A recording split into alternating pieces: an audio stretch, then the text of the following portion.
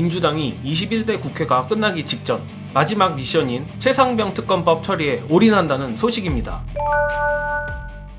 민주당이 이번 총선 압승의 기세를 몰아 마지막으로 윤두창의 숨통을 조여가고 있습니다. 민주당은 최상병 특검법에 반대하는 윤두창 정부와 국민의힘을 압박하며 다음 달 말 끝나는 21대 국회 임기 내에 최상병 특검을 처리하는데 당력을 집중한다고 했습니다. 권칠승 수석대변인은 11일 국회에서 최상병 특검법이 4월 3일자로 본회의에 올라가 있는데 그게 쟁점이 될 것이다. 큰 과제라는 얘기가 있었다며 가능하면 5월 말 마무리 본회의에서 처리할 수 있으면 할 것이라 했습니다. 그리고 국민의힘이 민심을 겸허히 수용한다고 했으니 원내가 어떤 행태를 보일지가 굉장히 관심거리라며 전향적 태도를 보일지 국민이 눈여겨보고 있다라 덧붙였습니다. 총선 압승 하루 만에 바로 민주당이 공세 모드로 나가고 있는데 아주 좋습니다. 가뜩이나 국민의힘으로선 총선에도 참패한 마당에 최상병 특검까지 미온적 태도를 보인다면 역풍이 상당할 텐데 문제는 누가 봐도 최상병 수사 의혹건이 현 정권의 몰락 트리거로 보인다는 것입니다. 따라서 국민의힘으로선 이걸 받아도 문제, 안 받아도 문제입니다. 물론 국민의힘은 어차피 곤란할 거 당연히 안 받고 단체 퇴장하는 식의 방법을 쓸 것 같습니다. 그리고 이뿐만 아니라 민주당은 사건 당시 국방부 장관이었던 이종석 특검법의 내용을 병합한 수정안을 처리하겠다고도 예고했습니다. 정말 역대 최악이라 해도 과언이 아닌 21대 국회가 그나마 마무리라도 잘하려고 하나 싶은데 아직 국회가 22대로 넘어가지 않았음에도 민주당이 달라진 게 보여 아주 만족스럽습니다. 특히나 최상병 특검의 경우 시기상으로 보건대 윤두창이가 거부권을 쓰면 차기 국회에서 재의결을 할 것으로 보입니다. 이렇게 되면 새로운 국회가 시작하자마자 거부권에 윤두창 방탄으로 국민의힘은 누더기가 됩니다.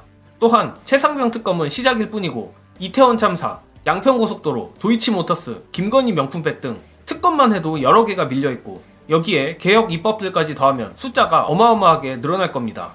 이 모든 법안에 대해 이제 윤두창이가 거부권을 쓰고 새로운 22대 국회에 국민의힘이 방탄 노릇을 해주는 모양새가 되는 겁니다. 방탄이나 거부권도 한두 번이지 이 정도로 거부권을 남발하면 국민의힘 내에서도 슬슬 반기를 드는 세력이 생길 텐데 아무튼 앞으로 아주 꿀잼 정국이 벌어지리라 생각합니다. 그리고 앞서 말한 개혁 입법 중 하나는 바로 너무나도 중요한 언론개혁이 될 것 같습니다. 우리가 고생고생하며 지켜낸 양문석 예비국회의원의 1호 법안이라고 하는데 짧은 영상 보시고 이어가겠습니다. 초선 의원으로서 어떤 입법 활동할 건지 마지막으로 질문 드리겠습니다. 예, 대한민국은 현재의 대통령실 그리고 일부 정치 검사들 그리고 조선일보가 3대 악의 축이라고 생각합니다. 언론개혁, 검찰개혁 없는 대한민국의 정상화 있을 수 없다고 생각을 합니다. 징벌적 손해배상제를 통해서 허위사실 유포를 밥 먹듯이 하는 조선일보 등에 대해서 명확하게 징계하고 제도적으로 방지할 수 있도록 만드는 것이 제가 만약에 국회에 들어가면 해야 할 제1호 법안이라고 생각을 합니다. 바로 이 맛에 그 고생을 하면서도 양문석을 지킨 것 아니겠습니까? 게다가 추미애 전 장관님이 국회의장까지 할 경우 중립이고 나발이고 더 이상 국회의장이 민주당의 발목도 잡지 않을 테니 민주당이 22대 국회에서 더욱더 미쳐 날뛰는 것을 보게 될 것 같습니다. 앞서도 말씀드렸듯이 22대 국회 시작하자마자 국민의힘에게 방탄 프레임을 끼얹고 쉴 틈 없는 특검 발의를 통해 윤두창이와 국민의힘 간 자중질환을 만드는 것이 첫 번째 목표이며 그 후에 딱 11명만 꼬셔내면 두창이를 끌어내리는 것도 불가능은 아닙니다. 민주당이 지금껏 본 적 없는 차원이 다른 강력한 투쟁과 정치력을 이번 국회에서 보여주길 기대하며 끝으로 유시민 작가님이 이번 개표 방송에서 또 수많은 레전드 장면을 만들어내셨는데 그 중에서도 이재명 대표에 대해 감동적인 인물평을 하셨습니다. 해당 영상 공유드리며 저는 이만 물러가겠습니다. 시청해주신 여러분 감사합니다. 이재명 대표를 보면 밑바닥에서 시작해서 대통령 후보 제1야당 대표 총선에서 압승을 거둔 제1야당 대표의 자리까지 오는 동안에요. 정말 많은 사람들과 서로 다른 환경에서 마주치면서 만나고 헤어지고 잃고 떠나오고 그 과정에서 상처 입고 오류를 저지르고 이렇게 하면서 여기까지 왔어요. 저는 한 사람의 인생을 보면서 그 사람의 인생 속에 우리 현대사를 볼 수 있었고요.